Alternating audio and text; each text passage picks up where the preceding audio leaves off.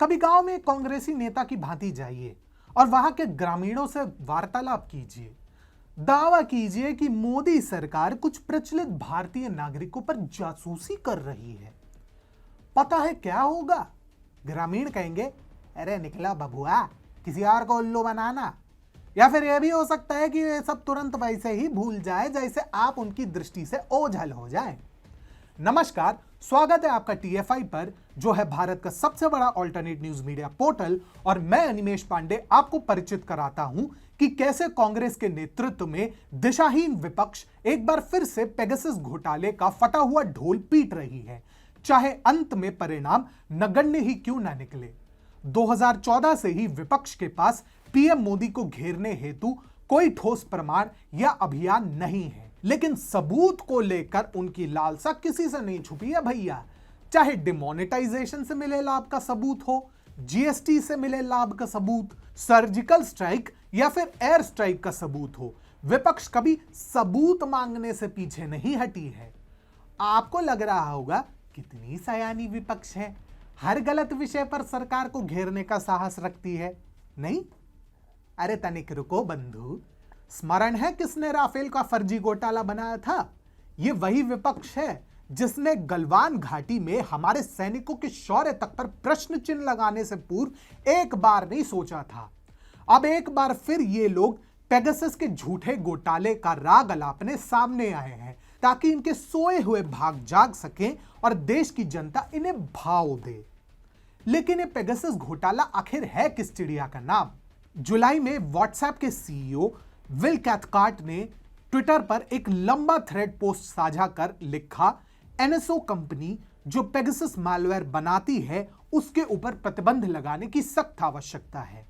उन्होंने आगे लिखा, आज पूरी दुनिया को एनएसओ जैसी संस्थाओं के विरुद्ध एकजुट होकर लड़ना चाहिए, क्योंकि पेगासस के होने से हमारा डेटा सुरक्षित नहीं है। सीईओ ने बताया कि उसने वर्ष 2019 में एनएसओ के ऊपर डेटा चोरी करने के लिए मुकदमा भी किया था। ऐसे में प्रश्न यह उठता है कि आखिर व्हाट्सएप को एनएसओ और उसके द्वारा निर्मित मैलवेयर पेगासस से क्या लेना देना था?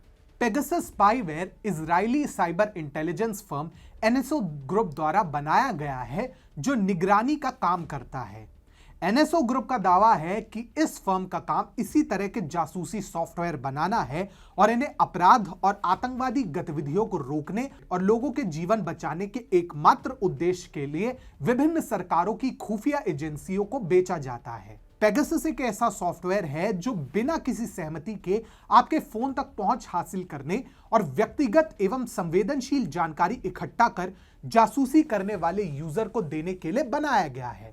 अब कांग्रेस ने आरोप लगाया था कि इसके जरिए भारत सरकार देश के 300 प्रमुख हस्तियों पर जासूसी कर रही है और उन्हें सरकार से खतरा है। इसके पीछे सुप्रीम कोर्ट ने अक्टूबर 2021 में पूर्व न्यायाधीश आरवी रविंद्रन के नेतृत्व में जांच करने का निर्णय किया था।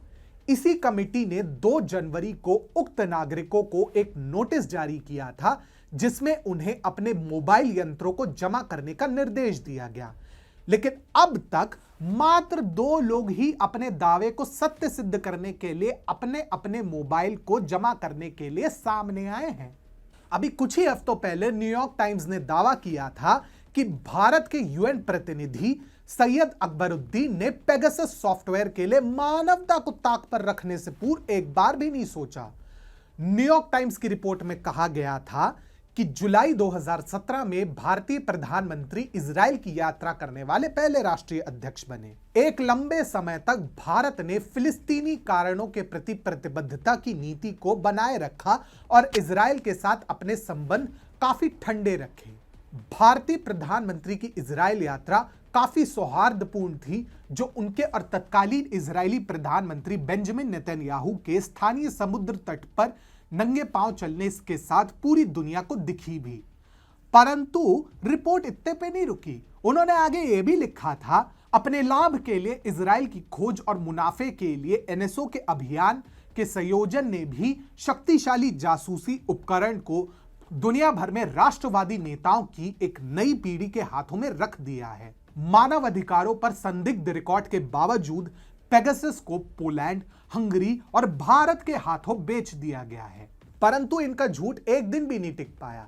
सैयद अकबरुद्दीन ने न्यूयॉर्क टाइम्स की रिपोर्ट को पूरी तरह से बकवास बताते हुए उनके दावों को रद्द कर दिया। न्यूयॉर्क टाइम्स की रिपोर्ट पर उनके ट्वीट को टैग करते हुए सैयद अकबरुद्दीन ने कहा, भारत के संयुक्त राष्ट्र के वोट के बारे में छपा यह लेख पूरी तरह से बकवास है। सैयद अकबरुद्दीन ने इनके झूठ की पोल खोलते हुए यह भी कहा कि 2019 में मतदान के समय इजराइल या फिलिस्तीन में से किसी ने भी भारतीय मिशन से संपर्क नहीं किया था।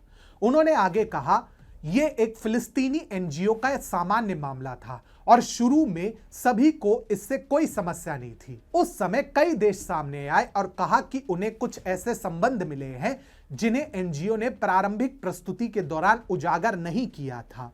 इसका पेगासस मामले से कोई लेना देना नहीं था।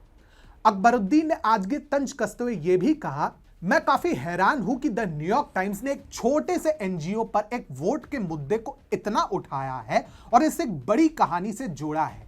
मेरे पास इस कहानी के बारे में कोई जानकारी नहीं है।